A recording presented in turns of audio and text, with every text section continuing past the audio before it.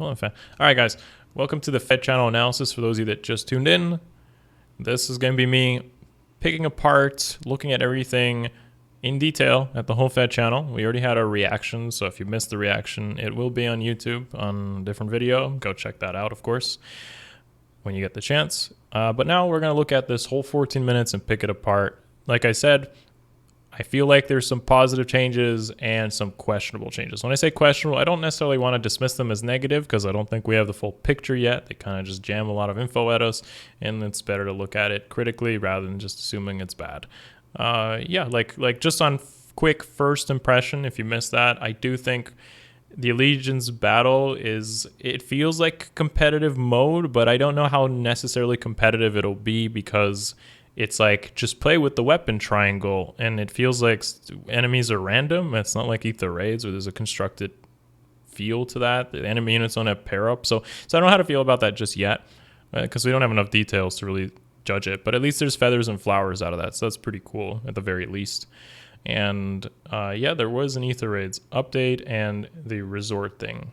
Okay, I guess that's the Aether Raids update. Basically, yeah. So let's pick it apart, go through it, and see what happens here. Okay, so we'll make Fest speak real quickly, and then we'll pause it when we hear things that matter.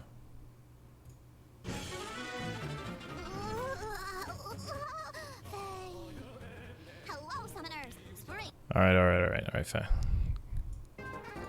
Okay, so obviously Roy and Lilina are shown here as being pair up, but this doesn't really matter, I think, because at first I thought it would be pretty game breaking, because if this was allowed in like Aether Raids or Arena Assault, whatever, like, or Abyssals even, it makes the game significantly easier if you can just stat stack even harder on somebody that's even like Roy's the type of character that already kind of encourages that with bonus doubler, so he just gets more powerful. I don't necessarily think he's the greatest unit, but you can make any unit really good, so that makes sense.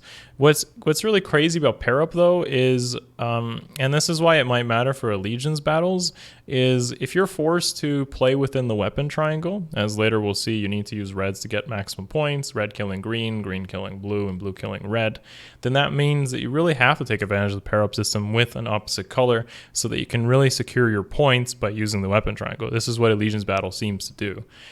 Rather than just using one super unit. So that's possibly interesting. But anyways, this pair-up system is only going to apply within Allegiance battle and just like main story, Paralogs, Training Tower, and Allegiance battle. So yeah, the other stuff, whatever, who cares? But that's where it's important, and I think it will be relevant. But as we see later, as she introduces it, you can't in a single battle. Like the arena, it will have seasons, and each season is 7 days long. So it's another season. It's a season system, competitive. But I don't think this has like a stamina. Maybe you just do it like once a week. There wasn't. Let's try to see if there was anything implicative of playing this every day. Let's take a look at how it works. Okay. I don't see like a stamina system here. It just says like challenge. Quest bonus, days left in season. It doesn't really like, I don't see like a stamina system or anything like that. It says set sent proxy at the bottom. I see that there, which probably means like who are you giving to your friends. Current standings, rewards, we're all familiar with that. And I guess this is just like the friends you use. Nothing really to gain out of this screen from what I can see. I guess there's that little arena effect there. On the edit team screen, the hero on the far right will be deployed paired up with a friend's hero. Any two heroes can pair up for Allegiance battles, even ones who aren't legendary heroes, as long as it's with a friend's hero. See, that's okay then. Like, okay, so rather than just being like forced to use Roy, you can use anyone with a pair up. That's pretty good. I think if you were forced to use Roy to do that, then they wouldn't be as good. But since you're not forced to use Roy, then it's okay. As you can see, Crom is paired up with like a friend, and that's okay. Maybe even if you're not necessarily like, you know, as like a new player, if you have some good friends, maybe your friends' units can carry you. But the thing is, the weapon triangle really encourages you to use your own units. Ooh, I want to earn a lot of points. Talons, don't fail me now. Okay, so yeah. So they brought in their weapon triangle, as you can see, edit teams and your own, I'm guessing set use proxies, which you're going to give to others.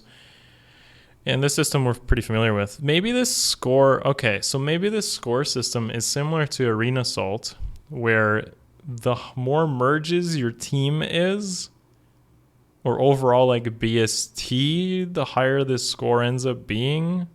Because man, these numbers look pretty familiar. So maybe this is a BST system all over again. Oh man. Oh, I don't know about that. What's this? 3 difficulties to choose from: beginner, intermediate, and advanced. In allegiance battles, you should fight according to the strength of your team. Yeah, confirmed. So top rankings in this will correlate to basically how you played in Arena and Arena Assault. You don't have to, okay, at least it's not a grindy mode, and you play it similarly to Arena Assault. Arena Assault, Allegiance battles now. So it's another arena mode, but it's not like bonus kills. So it could be better, but let's try to find more details on this. I want a high score, so I'll try advanced. I like a challenge. Sure you do. Wow, look at that. Crom's been paired up with Lucina. And this can have pretty big implications on your score. Like if you have some good friends, hit up the Discord. There's definitely friends you can make there. Better start socializing, find those friends. I honestly kind of wanted this though. Like I feel like the friend system wasn't properly utilized. So that's cool at least. At least you can make good friends and have good units that might be useful here. Not all your unit may not be useful particularly to one person. Like let's say you put up a good green unit, maybe that person doesn't need a good green unit. What's interesting here is, does that friend unit contribute to score? Because then wouldn't that be the case where you should just put up like your plus 10 180 BST just to like inflate your friend's score or something? Everyone just wants to be friends with somebody who has like a 180 BST armor. Like we don't know that yet, so yeah, it's kind of like questionable. Let the battle begin. Okay, so I'm guessing these units are probably people's units. They have to be randomized, like Arena Assault. Probably not randomized though. They're probably, well, actually, there's no blue. Oh, there is a blue. There's Nephany. There's 6 units. You have 4 and 1 with a pair up. So you're at a disadvantage already. Okay, she just used red. She just used Chrom to beat a red unit, which we already know that's not what you're supposed to do. So she already lost like score there, I think. It looks like I earned bonus points. In allegiance battles, if you defeat an enemy while Oh, it's triangle disadvantage you have to win. Oh, man. Oh, boy. Oh, that's... Defeat a green enemy with a red unit. Defeat a red with a blue. Never mind, I can't see. So excuse me, it's like 7 a.m. Okay, no, it's not disadvantage. It's advantage. Okay, it's fine. We're good. We're good. False alarm. That's just me. Just in the morning. Just in the morning. It's okay. Everything's okay. Let's sip the tea together. It's all right. Okay, but what is important to recognize here is that defeating an enemy with a paired up unit is more important. So I'm guessing maybe Roy himself can also be on this team with your paired up friend. So that's kind of something to consider. You might actually need Legendary Roy to get the best scores because you get bonus points for paired up units. So you can't cover all triangles just with 2 units, but you could with a second paired up unit. So you need Roy as like the red, then you'd pair up with like Lilina who's green, and then you'd have another, like your other paired up units, like let's say Air with Nephany, whatever. And that covers all triangles to maximize scores, and you could only use those 2 units paired up to get score. Because with paired up, you would need to pair up to get additional score. So technically the people with Roy have an advantage here in score, which kind of sucks. Yeah, I mean, that's basically like forcing you to use the new blessing system, new legendary heroes to like maximize score here. Yeah, I think it's pretty minor though, because I don't feel like most people are going to have plus 10 legendary Roys walking around, because if the score system is still calculated based on that, it's probably still kind of a minor advantage and not necessarily a big advantage. However, it is something to consider. you can earn more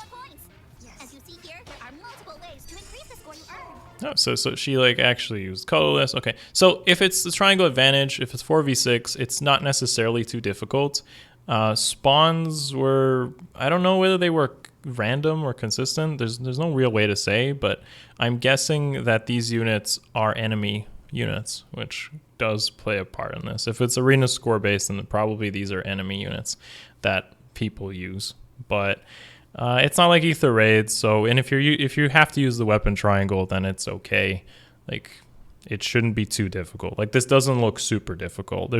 You're not gonna have so many scenarios where you have to like break the weapon triangle with like bonus unit arena. So this, and first impression, this doesn't look difficult.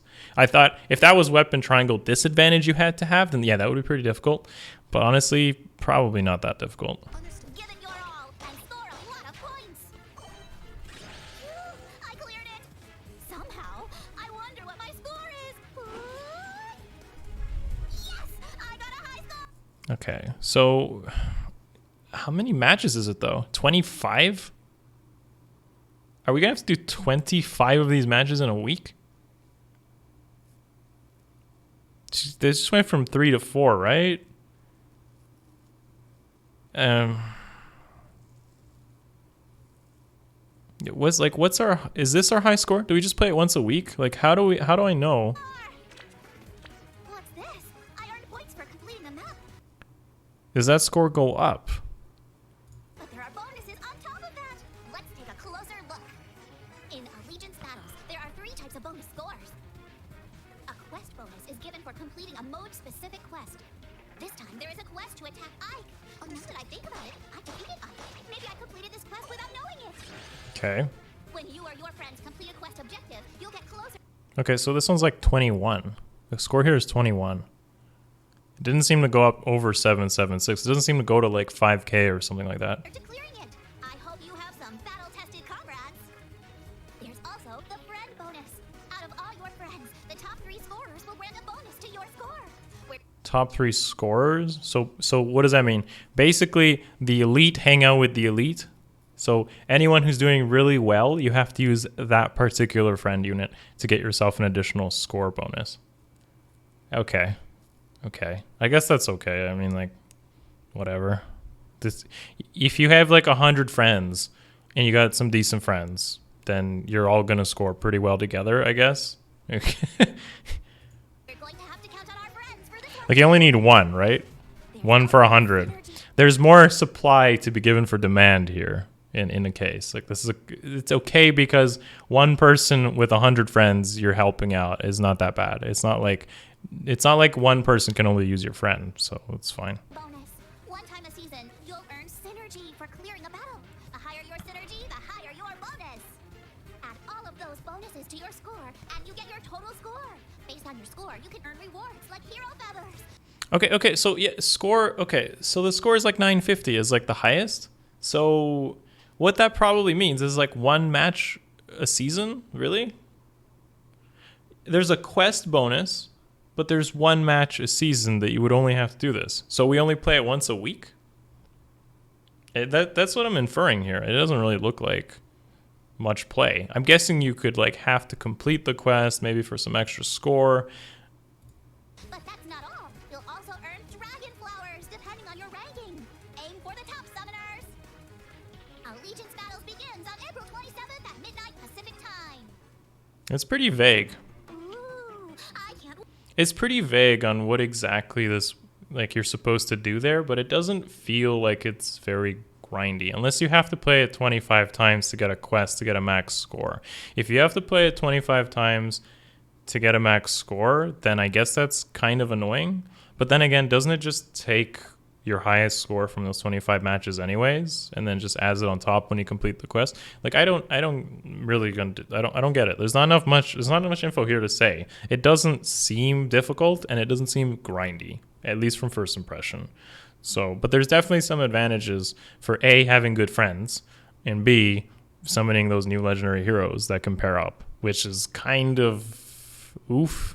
But I feel like this is still probably a minor difference, because to still maximize your score, you need like a +10 version of that, because that's how arena score is calculated based on the merges. So I don't know. I don't think it's that bad. It's just not really what people wanted, maybe. It's still competitive in a way. Wait for Allegiance battles. I want to make more and more friends and fight my hardest. No. Oh, you know, another thing though, you do need a high scoring unit of every color to maximize score.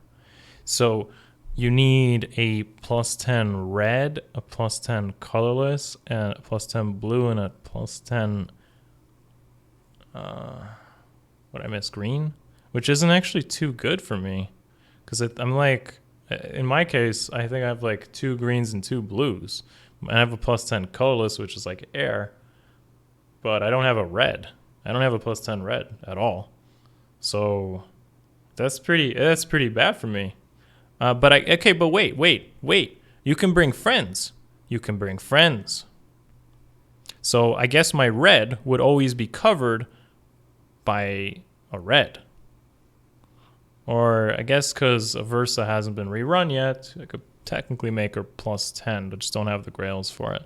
But okay, so basically your friend could cover maybe that gap you have. Oh, for something else. What's this? It's an Aether Keep, but it looks so lively. Heroes are hanging out and chatting.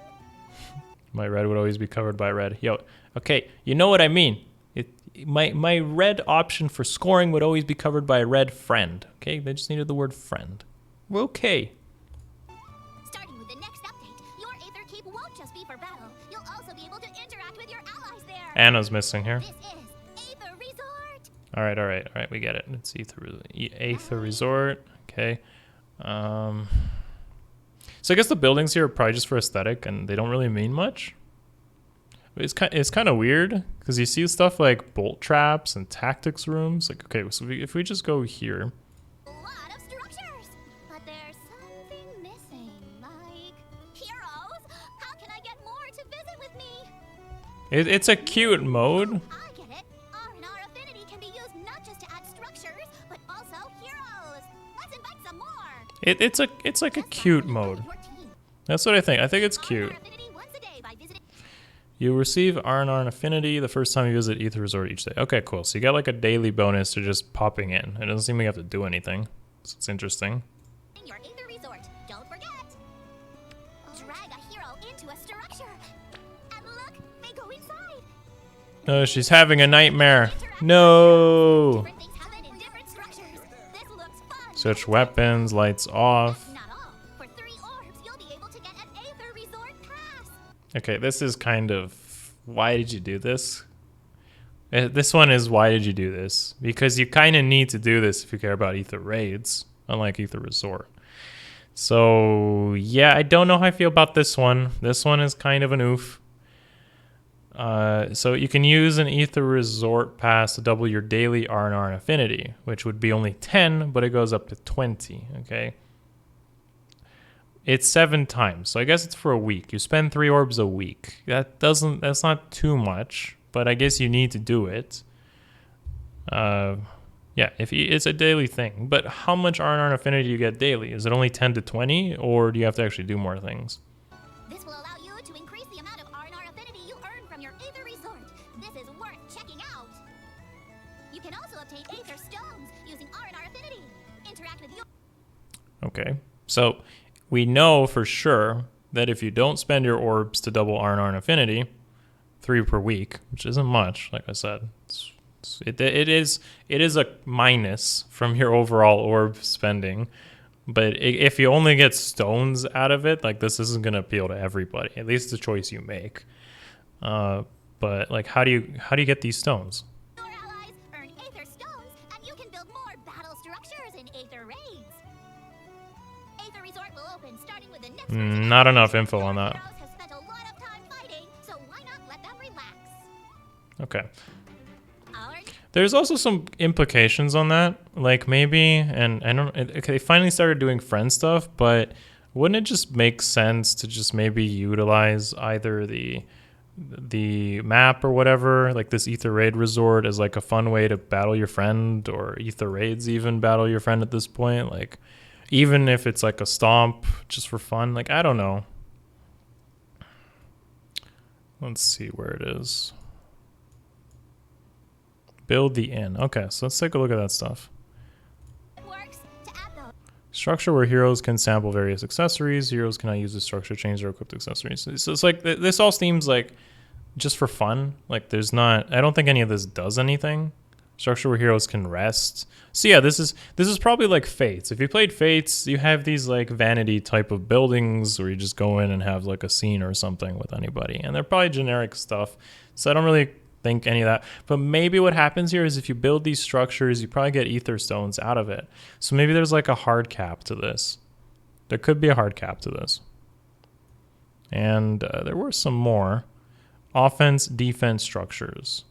They don't seem to do anything because there's no like indication of them doing something. It doesn't say like it does 10 damage, and Tactics Room doesn't say like, you know, it doesn't say anything. So raise place limit, placed 14 structures. So you can place like 14 structures, I guess. And maybe, okay, not the fortress or bolt stuff, but maybe when you're building that stuff up there, that'll give you Aether Stones for it. So maybe there's a hard cap to what you can build, and then as a result, that'll give you Aether Stones.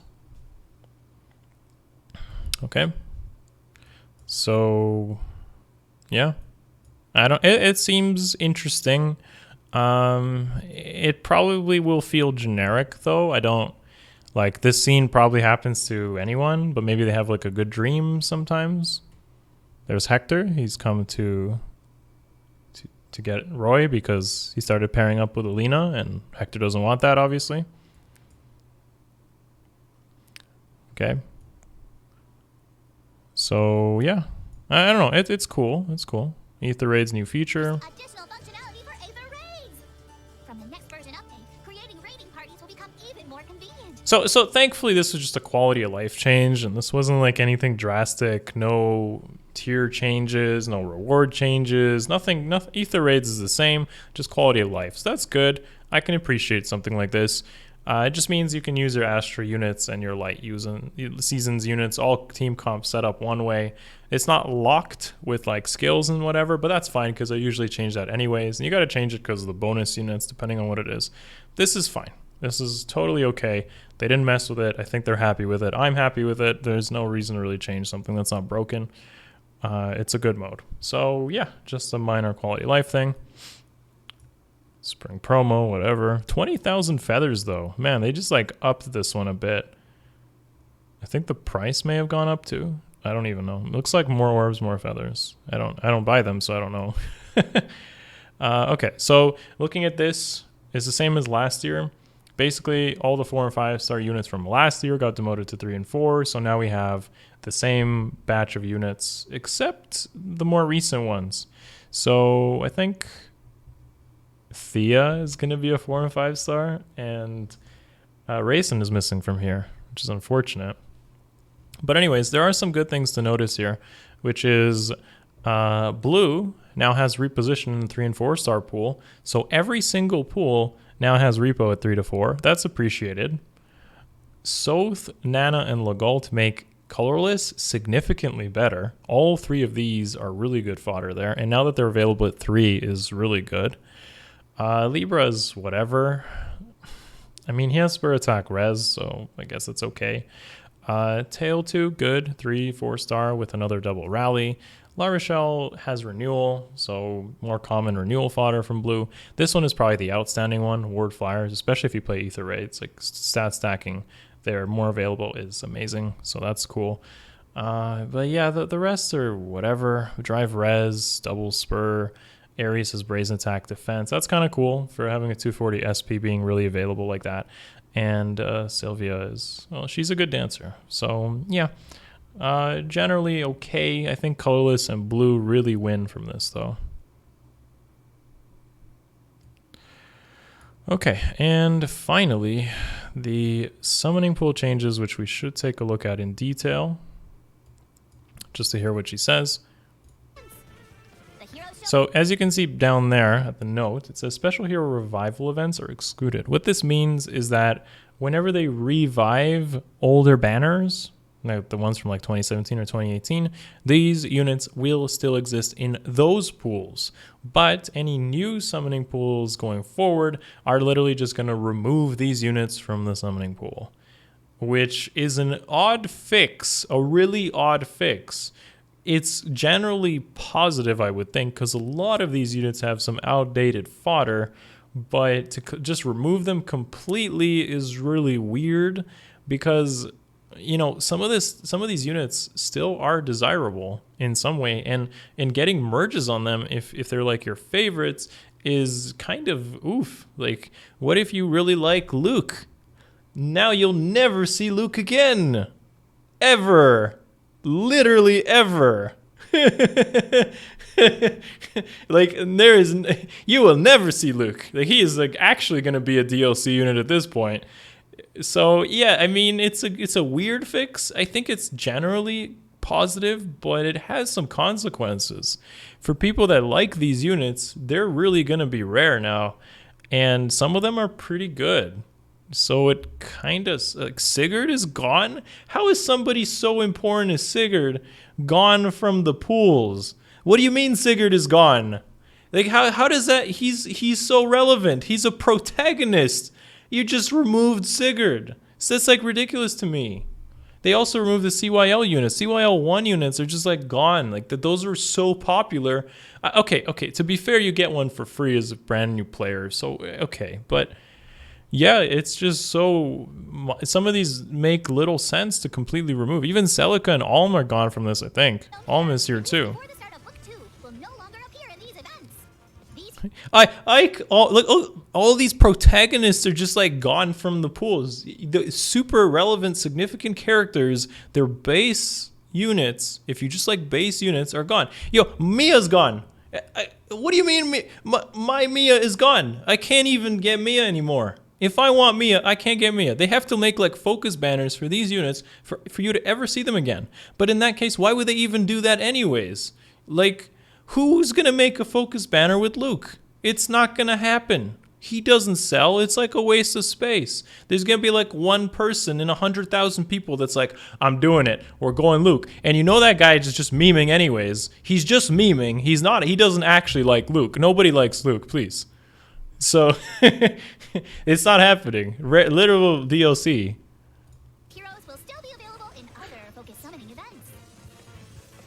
Loot. Even your memes are gone, man. They took your meme away. The meme is gone. This could be interesting. Like, Julia and Deirdre are actually really good units, especially in AR. So they just took it away. The DC fodder is gone. Close counter fodder is gone from the permanent pools. So you pretty much are restricted to seasonals that carry that or legendaries that carry that. Okay, they're probably going to make banners, though, with these units. I feel they probably will. They'll probably make, like, a Hector focus banner or a Takumi focus banner. You're just not going to get pity broken by them. Which, I mean, to ask yourself the question, would you keep Mist in the permanent pool just so you can get a possibility of Takumi also showing up? You know, or with Hector, do you want Hector there for the possibility that Olwen, the Righteous Knight, will also show up? I don't know. I think it's an interesting trade. That's all for today, summoners. Pair up at the Aether Resort. So yeah, like Fire Sweep. Okay, let's just TLDR this. So Fire Sweep Bow is actually also gone from the permanent pool. So I guess if that was giving you a hard time, you probably won't see it out often anymore, unless again they show up as focus banners. Generally speaking, I'm kind of. It's like a band-aid fix to a lot of the summoning issues.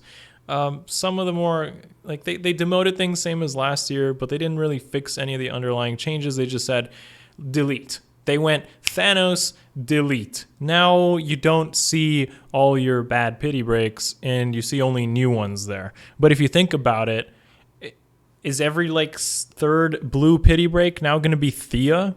Is every blue pity break now going to be Selkie? Like, that isn't so much more desirable. Like, Selkie has like sabotage attack, which I guess is pretty good. And what if you get like Valoria? She doesn't even have fodder. Like, they're not generally getting better. She's good as a unit, and once you have one off, yeah, that's true. But there's still going to be bad pity breaks that happen, especially once they demote these new units into 4 and 5 star, like Thea. Like that is a big oof, you know. And these units are going to be common. This would be like 1 in 4 blue pity breaks or whatever, 1 in 6 just end up being like Thea whatever by the end of the year. Like everyone's going to have like a plus 10 Thea at this rate, you know. Like it's not exactly so much better, and nobody really wants Thea, so I don't know. It's gonna be it's like I said, a band-aid to an overall big issue here. Okay. Anyways, I think that pretty much summarizes the FEH channel. I'm definitely gonna review the new Allegiance battle thing as it comes out. Thankfully, it's in about a couple weeks, so we have time to prepare it. Think about friend units, maybe prepare your friends for this sort of thing. And overall, just mostly quality of life changes, and hopefully they just didn't mention some things like GHB Elites are completely gone now. No reruns of that. What happened? HM cap updates. We literally haven't had one in a year. So I don't know. At this point, we got to settle for this. I don't think there's any more summoning pool changes at this point, from what I can see. That pretty much summarizes the analysis, though. Thank you for watching, guys. Give the video a thumbs up if you haven't already. Sub to the channel if you haven't. Let me know in the comments what you liked, didn't like, but please keep it civil, keep it classy, keep it cute. Love you guys. I'll see you in the next video. All right.